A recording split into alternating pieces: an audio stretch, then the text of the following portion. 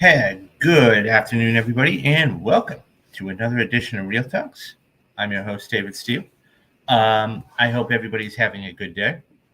Um, and I'm sorry about the late start time. Had something to take care of. So we have a huge show, an absolutely huge show. I want to apologize for no show yesterday, guys. I just didn't didn't get going. So, but that's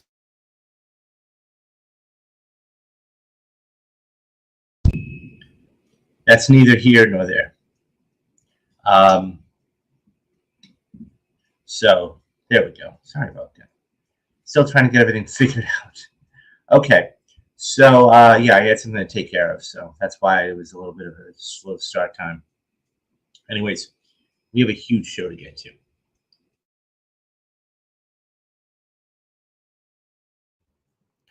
So let's. Sorry, guys. Okay, there we go. So I'm actually going to end this. No, I'll just cut this out. All right, take two. Good afternoon, everybody, and welcome to another edition of Real Talks. I'm your host, David Steele. Sorry about the late start time, guys. Had a couple of things to take care of, and I'm sorry about no show yesterday. Just didn't. Yeah. So, but that's neither here nor there. We have a huge show for you guys today, and there was a lot that went on, and we're going to cover all of it. So, not a problem. So let's dive right into this. So the big news yesterday was that HBO Max is no longer HBO Max. They are just Max. And this, if you have HBO Max, as I do, or Max, as it will be called, beginning on May 23rd, there's a lot of things that's actually coming to Max. And we'll get to all of this stuff, I promise. So I just wanted to touch upon the actual generalized topic of it. So, and this comes from the Hollywood Reporter. HBO Max is now Max. The wait is over. Warner Brothers Discovery on Wednesday unveiled Max, its refreshed streaming service combining programming from both the original HBO streaming service and Disney Plus. Launching May 23rd, Max will be $15.99 a month for the ad-free and $9.99 a month for the ad-supported tier.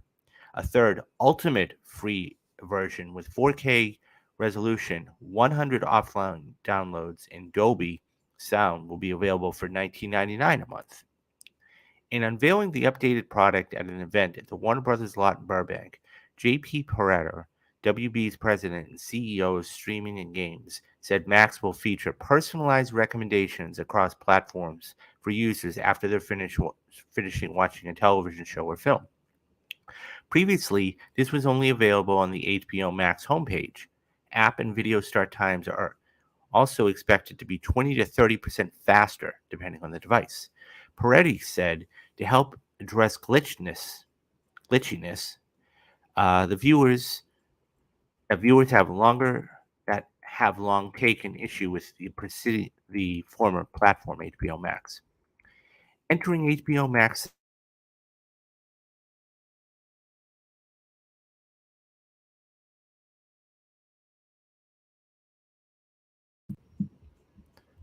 will maintain their access to the rebranded HBO to Max at the same price, with profiles, watch history, and other viewing settings porting over to Max. Discovery Plus subscribers will not be impacted at the launch by Max, though they will be given the opportunity to upgrade their subscriptions to Max. Warner Brothers Discovery has announced a number of new programs, including a Harry Potter series, and we're going to get to all this, guys. I just wanted to read this article first. A Harry Potter series, the Conjurer television series, and a new Game of Thrones spinoff based on authors George R.R. Martin's Dunk and Egg novels, and a Big Bang Theory spinoff. And the company shared previews of The Penguin, which we'll get to, The Sympathizer, The Regime, and True Detective. The Match launch comes a year after Warner Media and Discovery completed its $43 billion merger with the combined company led by David Zaslav. Part of Zaslav's pitch to Hollywood was the creation of a streaming service that could compete with Netflix and Disney Plus by combining the best of HBO's highbrow scripted fare with Discovery's more lowbrow but profitable lifestyle and reality programming. By removing HBO from its Max's branding, WBD is also hoping to appeal to a wider audience that has previously turned away from the streaming service due to HBO's highbrow reputation and higher price point. Peretti said removing HBO from the branding was a part of, quote, preserving and protecting the most iconic trailblazing brand in entertainment, end quote. HBO is not television. HBO is HBO. It needs to stay that way, which is why we will privilege in the product experience and not push it to the breaking point by forcing it to take on the full breadth of the new content proposition, Peretti said. To date, Warner Brothers Discovery has 96.1 million streaming subscribers across HBO, HBO Max, and Discovery Plus. The company has not broken out its subscriber numbers per service, though Zaslav has said Discovery Plus, which will remain a standalone service, is profitable and has low churn. Okay, let's talk about all this because there's a lot to digest. So first and foremost, okay, I don't like the name. I mean, Max just seems very. I understand it's one word and they're losing the HBO, but that's when HBO began 35, 40 years ago, okay, they, that was what it was for. They were the very first ones to do this. And that was, HBO meant home box office. And you knew what HBO was. And over the course of several decades, they have managed to put together some of the best programming, okay, ever.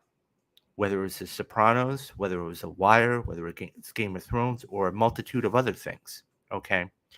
Oz, it runs the gamut. Nonetheless, changing it to Max, The Last of Us more recently, the fact that you're changing it to Last really, it's not, it just doesn't work for me personally, and I'm sure I'm not in this camp. Now that being said, okay, let's go over the price points real quick because that's one of the major sticking points. Not sticking points, I should say, but one of the things. Okay, so on the 23rd, so about a month from now, Max will cost $15.99 a month for the ad-free version. Now, I pay $9.99 a month as it is. Okay, I have ad support. I have the for the ad supports. I don't really care because it's 30 seconds or a minute. In the grand scheme of things, it's not that big of a deal. I can't see giving them an extra $6 a month not to have ads. So that being said, that's not that big of a deal. The 4K version, okay, being able to actually watch something in 4K and download about 100 titles, you have to. The biggest thing you have to understand, guys, is you have to have not only the stability in your computer, okay, but you have to have the bandwidth. And on top of all of that, you have to have, the access. So, nowhere in this did it ever say you can watch this on multiple titles and everything else. Now, when we talk about, competing with Netflix, okay, right now, Netflix is, their marketing is terrible. And I think that, it's one of those things where this could slide in and do something, but we'll see. And we'll talk about this later on in the future. But this isn't going to start for a month. You know, we'll see. It's we'll wait and see. I just did a story the other day about user interface and Hollywood insiders and what their user interface, what they liked, what they didn't like, so on and so forth. I think it's going to be very interesting to see what the user interface is going to be like on this. Is it going to change a lot? Because don't forget, they took off. So at the end of this month, they're taking off 186 titles, and then they're going to be putting on all of this other content. So how is the user interface going to change? And I think that's something to really keep in mind. So we have a comment here by one of our viewers, Alex. I upgraded my wireless plan when HBO Max launched because they promised it would be included as long as we didn't have, as long as we had that wireless plan. Now they're saying we're gonna. Now they're saying we're going to get 6 more months. Dishonest. Yeah, I mean, and to be honest with you, Alex, the thing is that a lot of these phone companies, okay, like AT&T, T-Mobile, Verizon, the only way that one of the major perks, one of the major ways they're going to get you in the door is say, oh, you can buy our latest iPhone and we'll give you 6 months of Netflix or HBO or Max for free. And because they know people watch videos, they know they just don't go on YouTube. And I think the fact that they're doing something with that, that's something to be said. Um, you know, I personally myself, I have and I'm paying $70 a month, but I have is unlimited data. So I don't watch a lot of if I'm gonna watch a movie, let's put it this way. If I'm gonna watch something on Max, okay, I'm gonna do it on my computer. Just because. I don't have the app for my phone. If I'm gonna watch YouTube, I'll watch it on my phone. And it's just not because the quality is any less. It's just a movie in itself is meant for big screens and everything else. So yeah, I mean, I'm sorry about that. It's just one of those things that, and the other thing too is you have to be very, very careful about um, when they re-up it, like you were talking about, because I mean, I just had something the other day, as a matter of fact, that I'm pretty sure I canceled it and it automatically took it out of the account. So it's one of those things where you've got to really be careful on all those fronts. But yeah, so the Max is going to be starting on May 23rd. Um, we'll see what happens. Talk about user interface and everything else. But I want to, um, so yeah, it's going to be fascinating to see what happens. What do you guys think of the name? Do you like the name Max? Does it remind you too much of Cinemax? Or, could they have gone with a different name? HBO Plus, maybe, or, you know, WBD, maybe. Leave your thoughts down in the comments and I'm going to get back to everybody. Okay. So, as I said, and we were just talking about this, so in that piece from the THR, there were going to be a lot of new things on this service. And um, so let me highlight some of these because they're fascinating. Okay. We are getting a brand new Harry Potter series. We are getting a brand new Big Bang spinoff, and we are getting a brand new Game of Thrones spinoff now. So it's they're really coming out guns blazing, and I have a whole theory behind why they're doing this now, and I'll get to that in a couple minutes. But this comes from, once again, the THR, and it talks about all of the spinoffs. When HBO Max, Peacock, and Disney Plus launched, the backbone of their respective streaming titles with the deep libraries of content that each of the powerhouse conglomerates has built up over decades.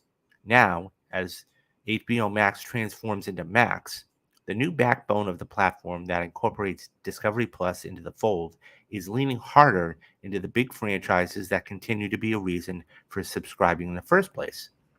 On Wednesday, Warner Brothers Discovery exec, led by David Zaslav, who's the CEO, and head of HBO and Max Originals, Casey Bloys, touted out the new name, platform, and its focus becoming the streaming destination for everyone in the house. The two executives finally announced their plans for the long-rumored live-action Harry Potter scripted television series, the first of its kind, as well as the new installments of The Big Bang Theory and Game of Thrones. These will pair alongside the libraries of all three franchises and such other beloved properties as Sex and the City and its sequel, The Friends, and ER, as well as scores of other and new incarnates of beloved kids and family-friendly programming as the combined HBO Max and Discovery added scale to go head-to-head with Netflix and compete for subscribers and to keep subscribers. We're not a giant. We're undifferentiated, undifferentiated a blob of programming, he quipped. Wednesday morning from the stage on the famed WB lot in Burbank, California, where noted Max is in one destination. Just before Blois Zasloff touted Max as not only having, quote, something for everyone in the household, but great for everyone, end quote, as its proximity to HBO helped elevate such brands as the former CBS comedy Big Bang Theory and new to Max programming from Discovery brands like HGTV and TLC, among others. The WB focus on franchises is not a new strategy. Disney Plus leaned into Marvel and Star Wars, amongst other brands, at launch and now has multiple projects in both universes. Paramount, formerly CBS All Access, launched with a new Star Trek Discovery, a new series, which was Discovery, and built that into a multiple show franchise. The streamer continues to lead into what's working with the addition of a handful of shows, including the Yellowstone world, and recently announced plans to expand the worlds of Showtime's Dexter and Billionaires, with multiple spin-offs in the works for both shows. I love Dexter. I will be on in front of the computer or television for that. Game of Thrones still ranks as HBO's highest, most viewed program ever, and Boyles has been developing a number of spin-offs of the flagship rap. The newly ordered Dunk and Egg, a Knight of the Seven Kingdoms, the Hedge Knight, expands the world and joins House of the Dragon on the platform. The series sources say is a two-handed and will be totally different. One insider described it as quirky, then prequel House of the Dragon, and will, at least in theory, be cheaper to produce given its lack of dragons and smaller scope.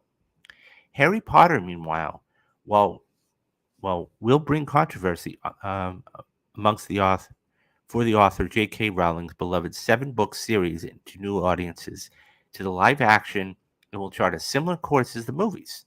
Bloyd described the show as having a budget similar to the House of the Dragon, as he hopes to deliver a, quote, quality show, end quote, on the same scale.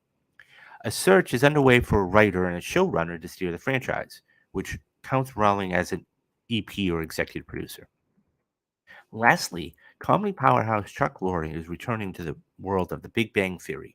The multi-camera comedy ended in 2019 after 12 seasons when star Jim Parsons, who played Sheldon, opted to walk away from television's longest-running multi-camera comedy and per-episode paycheck north of $1 million. While Lorre already the prequel of Young Sheldon, already in its sixth season on CBS, sources say the prolific producer has had this spin-off in mind for some time and has pitched Bloyd the idea.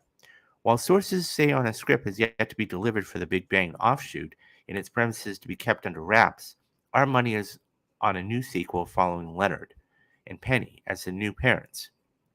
The premise will court family viewing and help bring the household together on the platform that is courting each and every member of the family with different programming, be it news with CNN, sports, unscripted, kids fair, and everything in between. Speaking of the in between, the debut of buzzy trailers for the new installments of True Detective, the Batman spin-off The Penguin, which we'll get to in a couple minutes, and limited series The Regime and The Sympathizer helped illustrate not only the breadth of IP that Max has on his fingertips, but also the original ideas that come from the next all-important franchise for the streamer. So if there's any concern about what becomes of HBO or Max, after the streamer's conclusion of Succession and Barry, Wednesday's presentation is but another example of why the, quote, what's next for HBO, end quote, narrative needs to be retired once and for all. They were fine after The Sopranos and Game of Thrones, And we haven't even mentioned such newer franchises as The White Lotus and The Last of Us.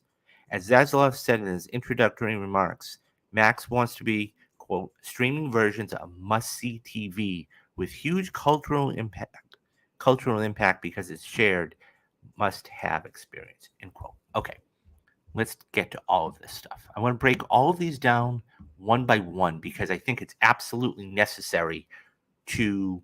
There's a lot of stuff here.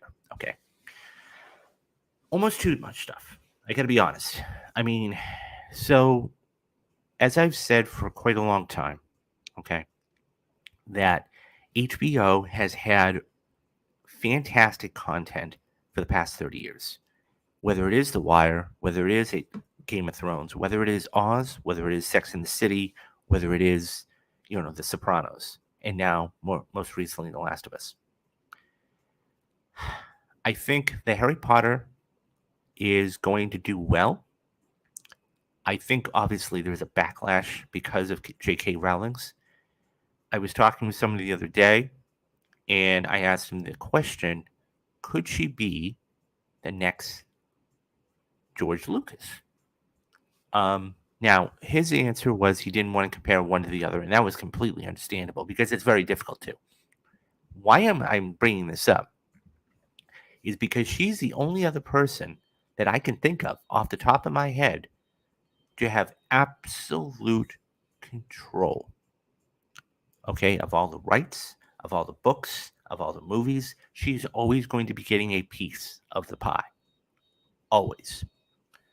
I think that it's necessary that we as fans, while you may not like her as a person and her viewpoints, and look, I do not, I'm as far away from that as possible, okay?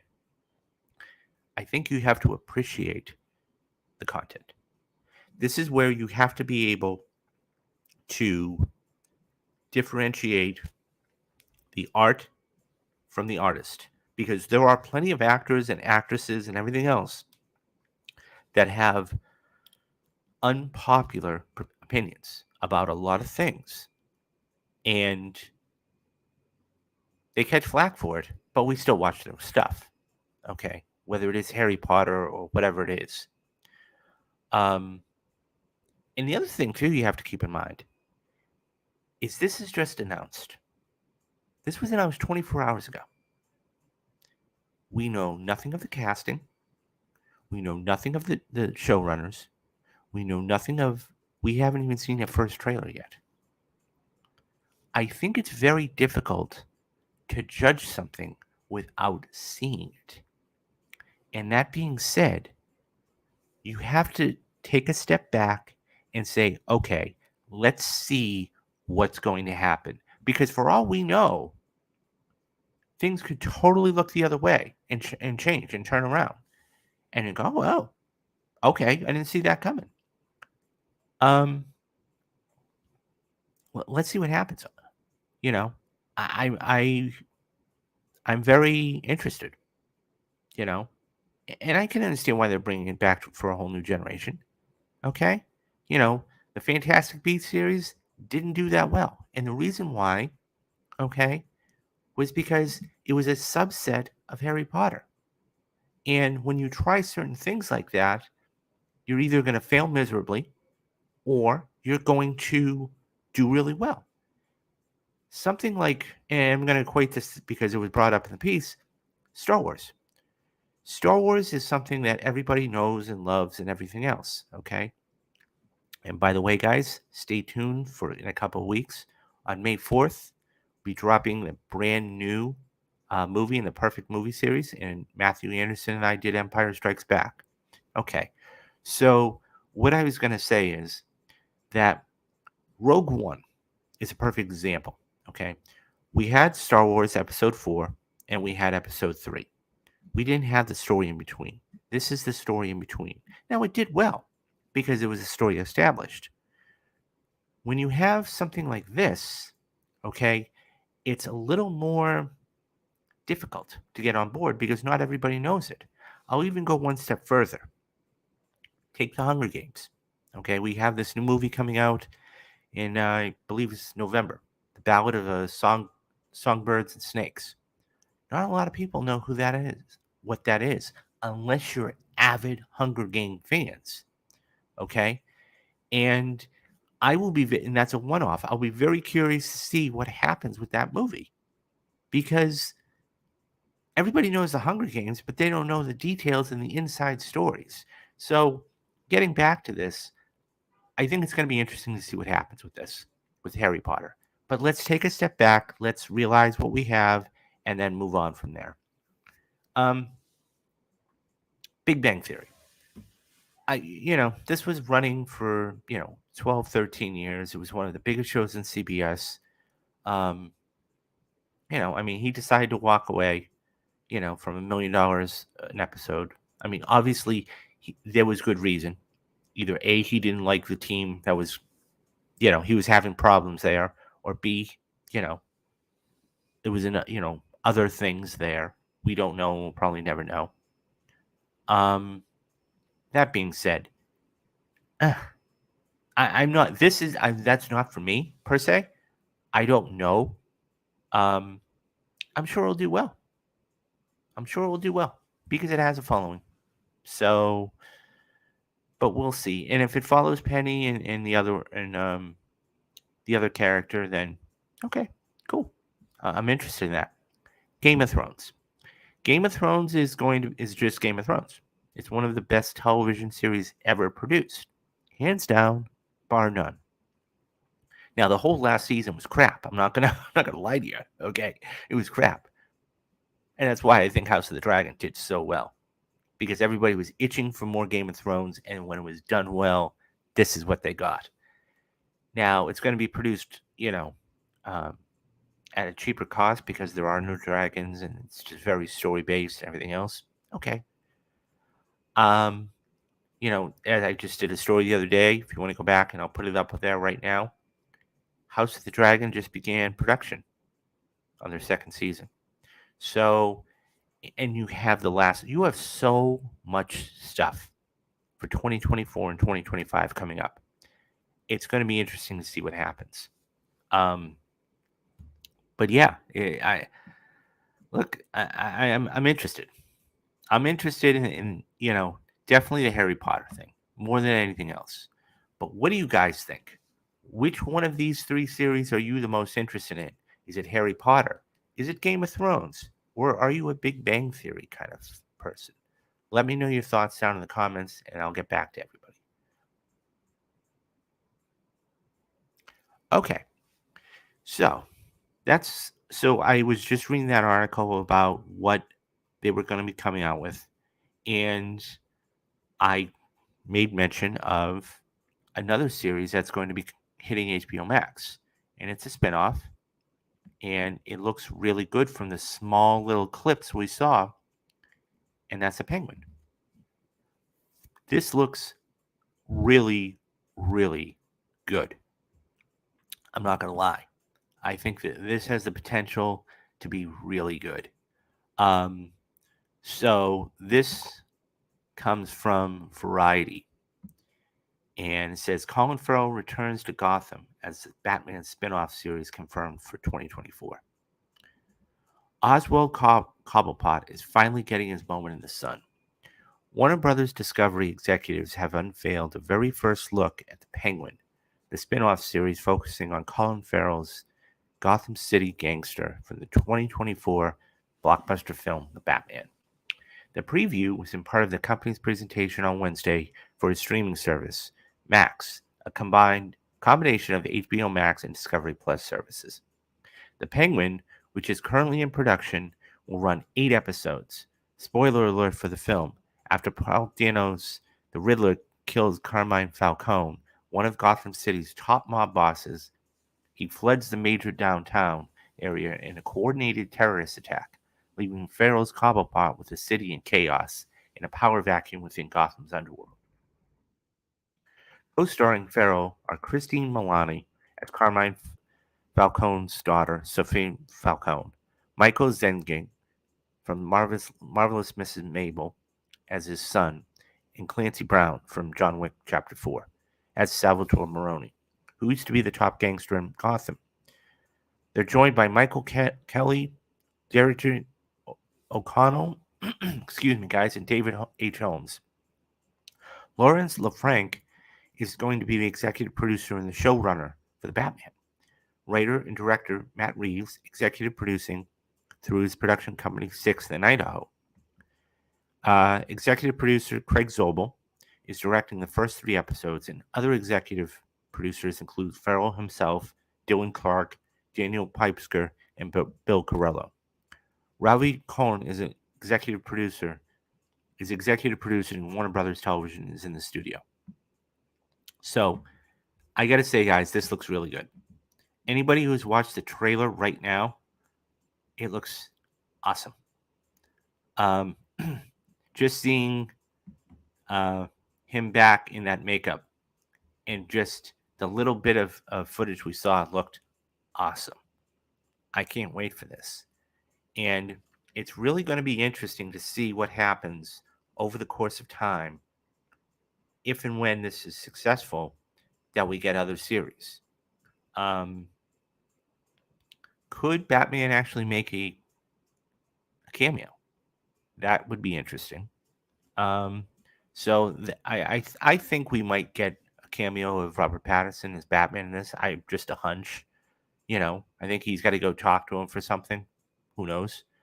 And it would be very interesting to see how they'll set this up for the new Batman coming out. Because, streaming, I'll say one thing. Streaming is a very good thing when you're able to introduce a character in themselves. So when you get to the next feature film, you already know that you already care about the character. And the most recent thing I can think of is Miss Marvel. Miss Marvel is, we just had that first trailer drop the other day, I think last week. And come November, the Marvels, it looks good. And you can't wait to see her. That was one of the highest rated streaming shows on Disney Plus last year. And so when we are able to see Brie Larson and Miss Marvel together, it's going to be fabulous. And I think that's the thing here. Once we get to the new Batman movie that's coming out in October of 2024, we're already going to have some context to everything that's going on. And it's a good way to continue the story, and it's a good way to actually, continue the story really cheap, frankly. And since you're only doing 8 episodes, and this isn't going to be huge, if they plan this right, and I'm sure those guys over at Warner Brothers are going to do it well, they're going to coincide this to fit right where the Batman 2 is going to begin. Not only that, but time-wise too. If I had to put a date on this today to figure out when it was going to premiere, and I actually don't know. I think they might have said coming in 2024, or if they gave a date. But I would probably say July of 2024. So if it runs 8 weeks, you've got July and August, and then you're going to have September, and then it comes out in October. Just a thought, guys. Anyways, I think it's going to be fun. I do. I think we're going to get a lot of good cameos. I think it's going to be a gritty performance by Colin Farrell. And he was one of the best things of the Batman last year. So, anyways, what do you guys think? Are you excited for the Penguin? Do you like Colin Farrell playing the Penguin? When do you think this might come out? Leave me your thoughts down in the comments, and I'll get back to everybody. Okay, so we move from streaming to feature films. Feature films are one of the biggest things in the in movies right now. Well, let me rephrase that. What I meant to say is feature films. Video games are the biggest thing in feature films right now. And so Mario proved that, right? Super Mario proved that. And one of the things was Mario. Mario is just unbelievable.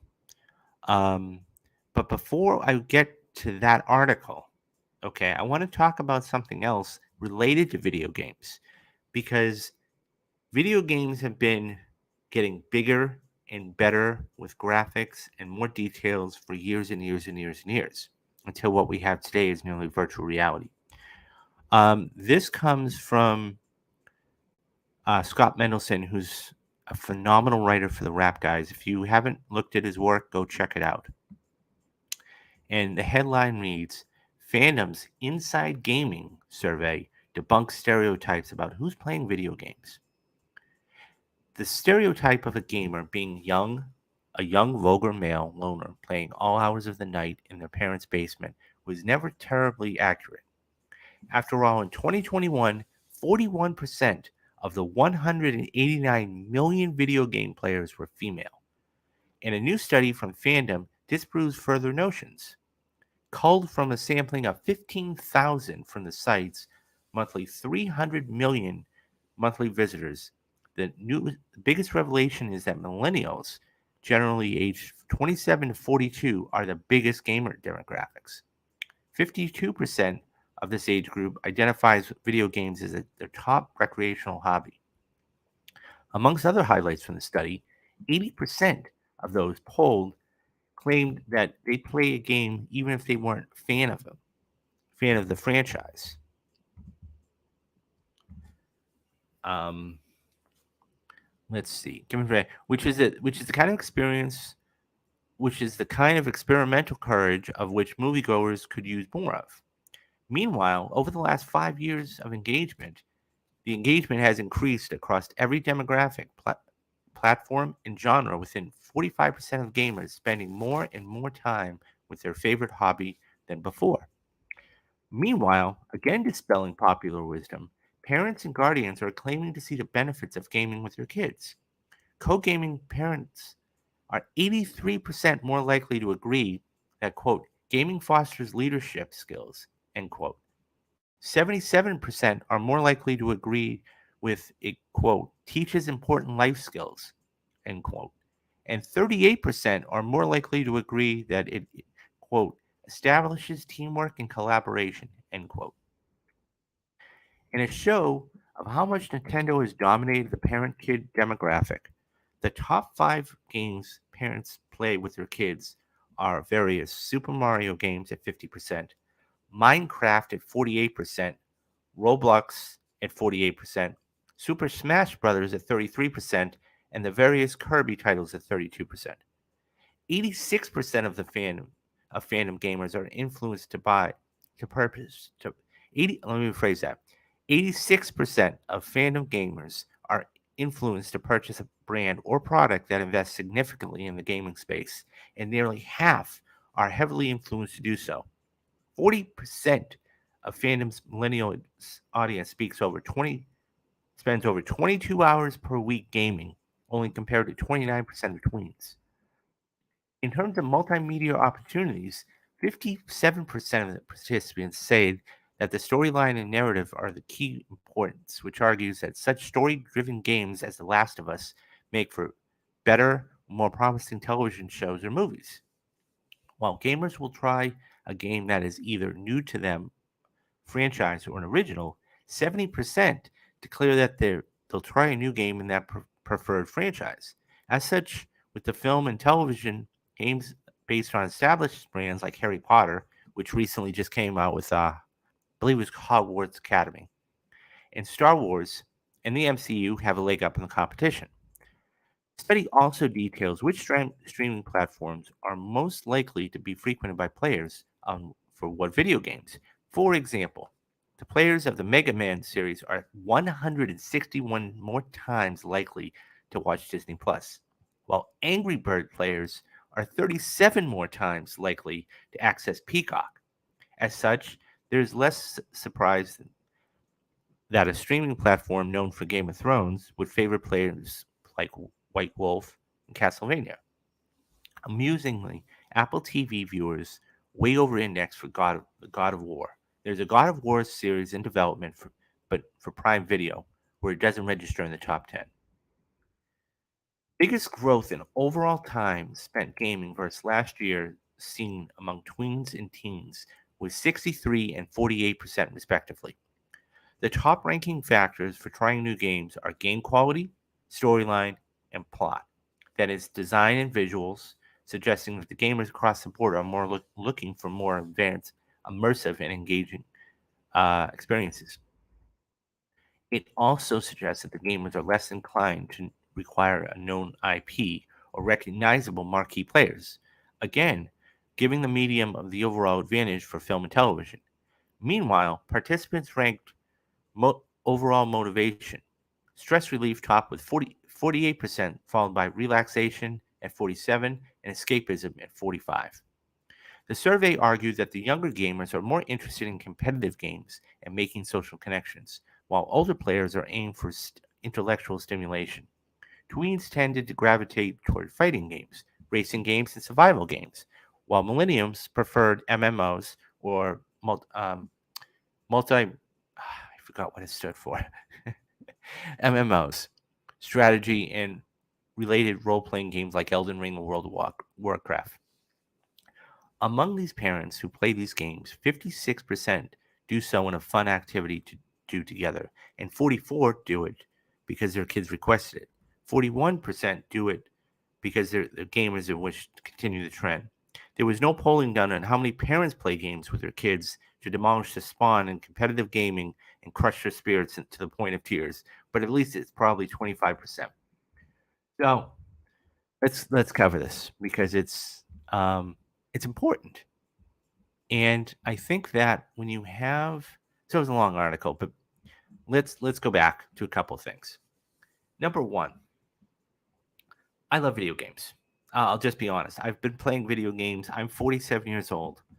My first video game experience for me was my first video game like system. Okay, I had an Odyssey way back in the day, but I didn't really play it. Okay, it was like 4. The first time I really got a video game system, okay, I was 13 or 14, and I was that big brick gray Game Boy that came with Super Mario Brothers. I would play that religiously in Tetris. I had some other games too, but that started me on my path to play video games. And then it was a PlayStation. And over the many years, there were only about of all the gaming consoles out there. I don't think I've had maybe everything except 2 or 3 of them: the GameCube, the N64, and a couple others. Saturn. Anyways, but what this article Scott wrote is saying is that it's not just your average run of the mill 18 to 34 males playing these games. Because if you take a look at some of the biggest games, okay, God of War, The Last of Us, even Madden, okay, it's not just teenagers playing these games. They're grown men like myself playing online. You know, I can't tell you how many video game channels there are on this platform. It's huge. I mean, I watch at least three different um, gaming channels, and it's huge. So when you see these kind of numbers, it's it's not only impressive, but it's encouraging. Um, and studios just try to make these things more and more relevant, um, meaning the developing studios. I love video games. The fact that a lot of females play video games is cool because we never had that 25, 30 years ago. I mean, you had Tomb Raider, sure, but that was more for the guy, right? You know, you had a very sexualized Laura Croft. But now you have all these other games that are driven toward females, and it's phenomenal. Um, but yeah, I thought that was a interesting and fascinating piece because it speaks to, you know, everything that's going on, and one can correlate into the other. And yeah, so what do you guys think? What do you guys think? Do you like playing video games? If so, what games do you enjoy playing? What consoles do you have? How often do you play? Let me know all that stuff down in the comments, guys. Okay, so staying on video games. So that was a phenomenal piece by Scott, and I have another one that's a really good piece by Scott. And this one is video games could be the next IP, the comic books. And basically, what he's talking about in this, and I'm going to read this to you right now, is that video games are going to be the next major thing as far as feature films. So he says the Super Mario Brothers movie promises to put Universal on the top of the animation throne, long occupied by Disney. Of course, so it just passed Frozen 2 for the biggest 5-day record ever. So that's why, because Disney held it for many, many years. It also shows that video games, not comic books, are where Hollywood should be sniffing out new franchises. While comparatively modest $100 million budget, Universal and Illumination's video game adaptation shattered box office records for animated movies, earning $204 million domestically and $376 million worldwide over the long Easter weekend. And by the way, I'm sure those numbers have gone up quite substantially. But the movie also set a record for the box office derived from a character that audiences first encountered in an arcade or on a console.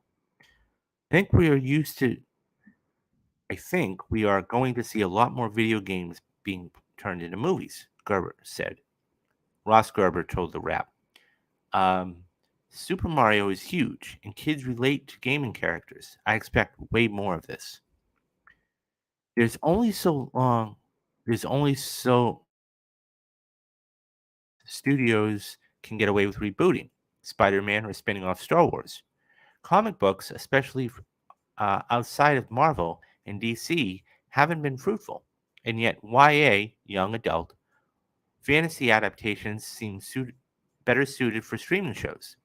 The new blockbusters need to come from somewhere, and the vivid worlds and sharply drawn characters of video games are primed to burst onto bigger screens.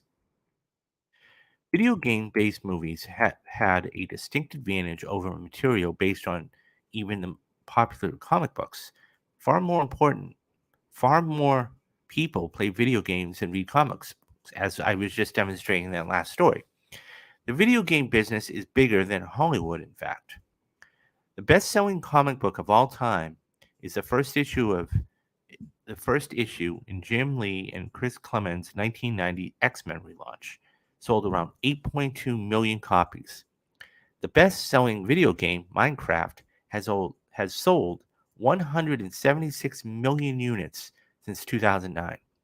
Total revenue spent on video games and video game-related purchases in America grew from 17 billion to 2010 to a high of $51.1 billion in 2021.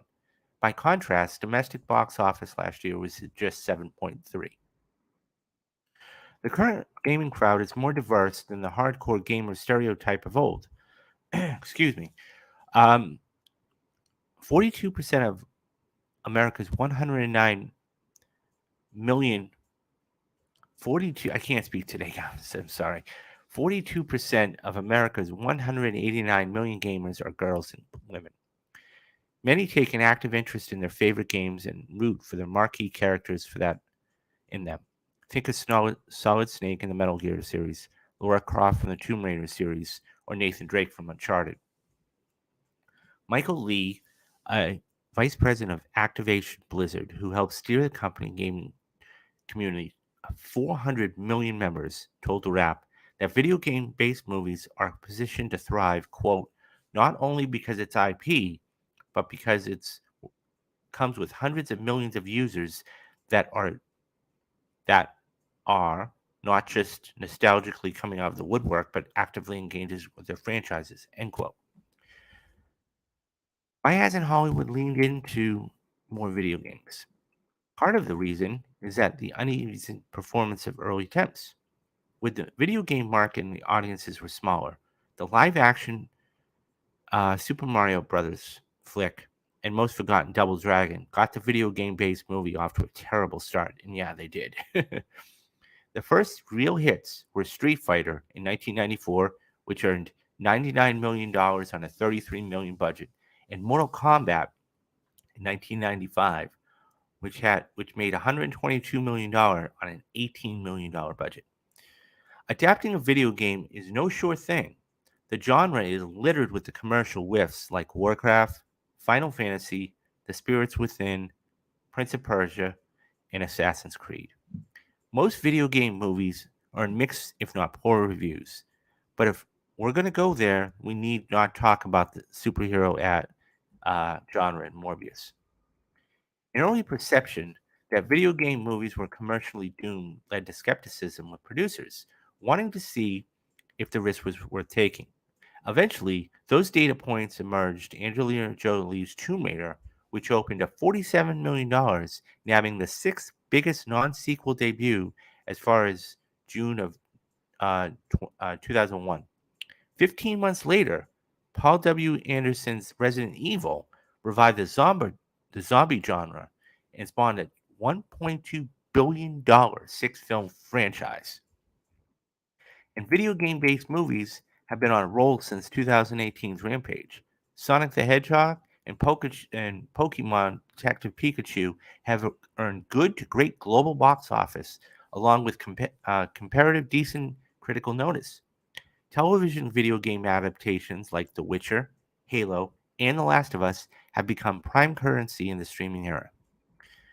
Like Marvel and DC Comics, video games come ready made with friendly franchise elements like marquee heroes and villains, ongoing conflicts, and deepening mythologies.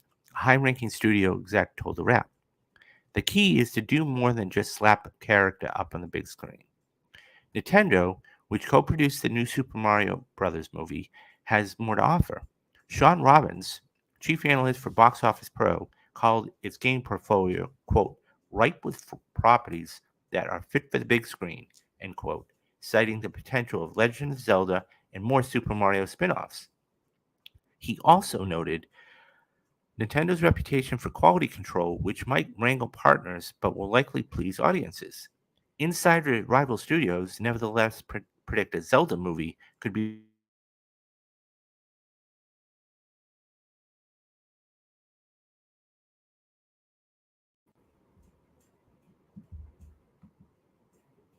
in 2026. Sorry about that, guys. Where were we? Um, let's see. Citing the, uh, but well, okay. Sony likewise has a huge library of video game characters, and it happens to own a major Hollywood studio. Its Uncharted grossed $405 million on a $120 million budget. Particularly, particularly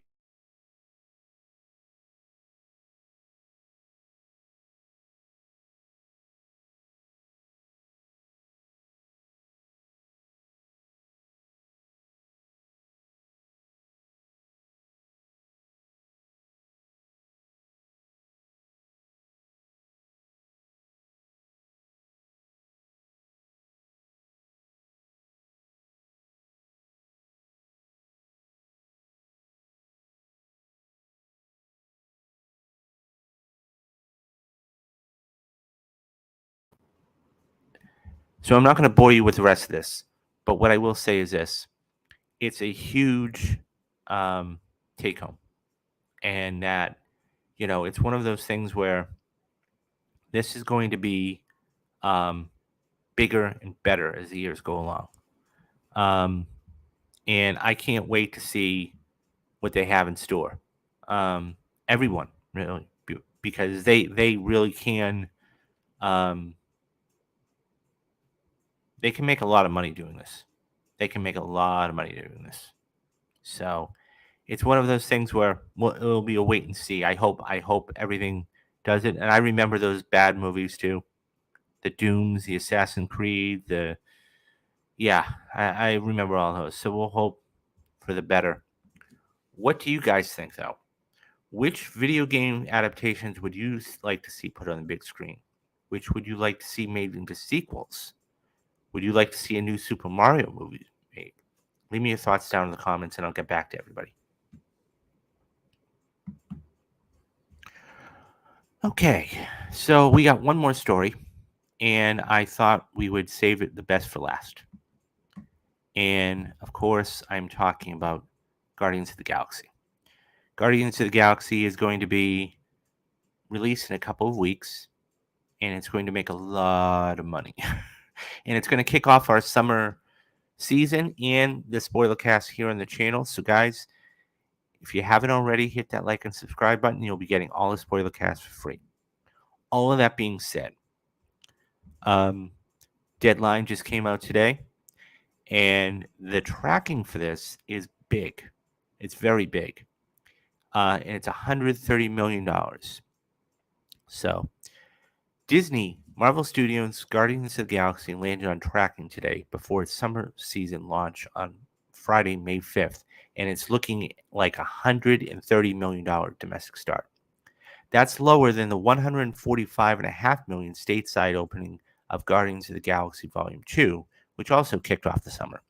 And distribution sources specify that the campaign for Guardians 3 hasn't really fired up to its full potential. Hence, there's nothing to worry about. The highest domestic opening for a Marvel movie post-pandemic belongs to Sony's Spider-Man No Way Home at $260 million. After that, it's Doctor Strange, The Multiverse of Madness, which started last summer off at $187.4 million.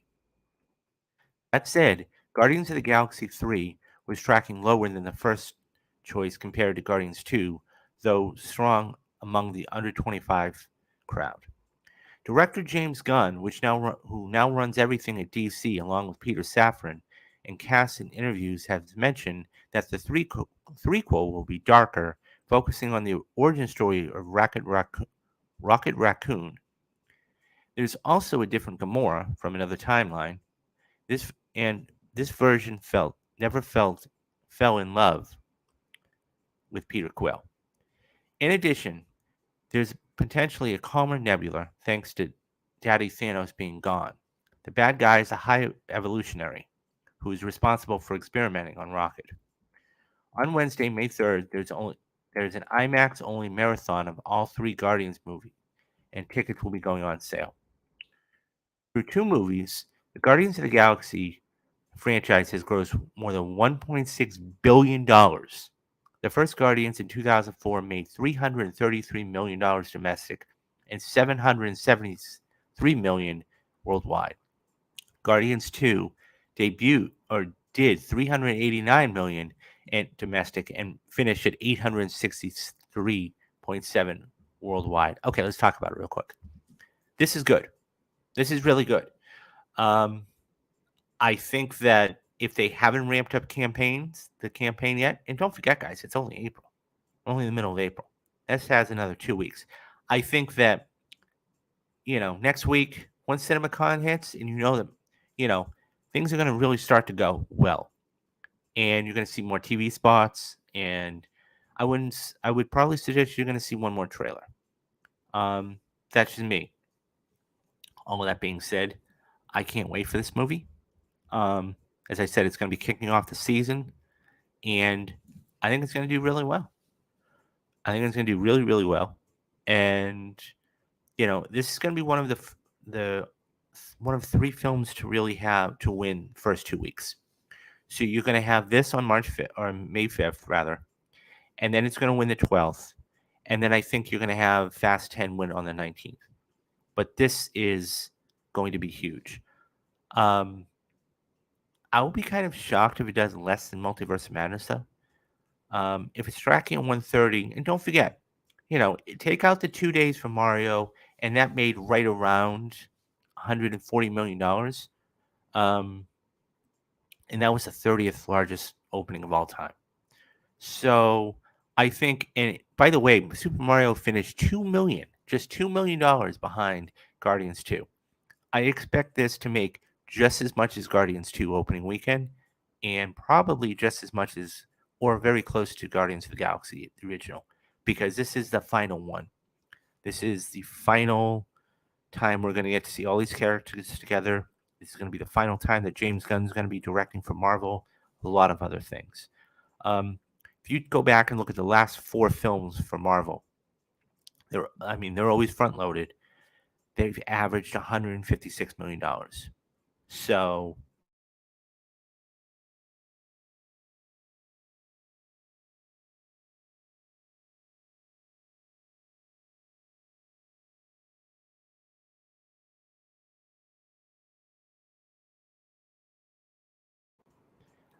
whether it's going to hit $1 billion, well, we'll see.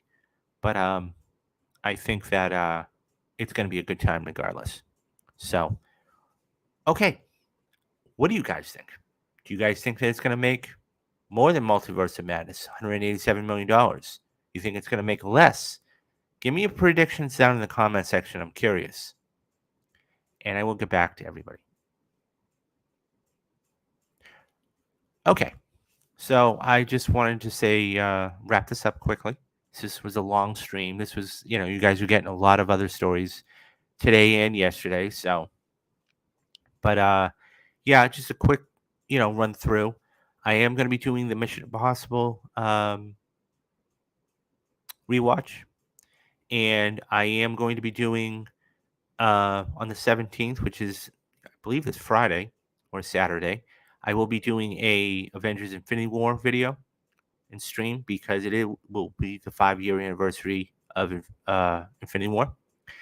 And then on the 28th, I will be doing a Return of the Jedi video because that is turning 40. Oh my God, I can't believe that. But yeah, so that will be turning 40. And in May, don't forget the week after that, our Perfect Movie series. And Matthew and I just sat down and it's ready to go. And we did Empire Strikes Back, which is a perfect movie, in my opinion. Don't forget, guys, if you want to support me, what you can do is you can head on over to the channel and hit that join membership button. It's only $2.99 a month. It's it's a cup of coffee. It's less than a gallon of gas.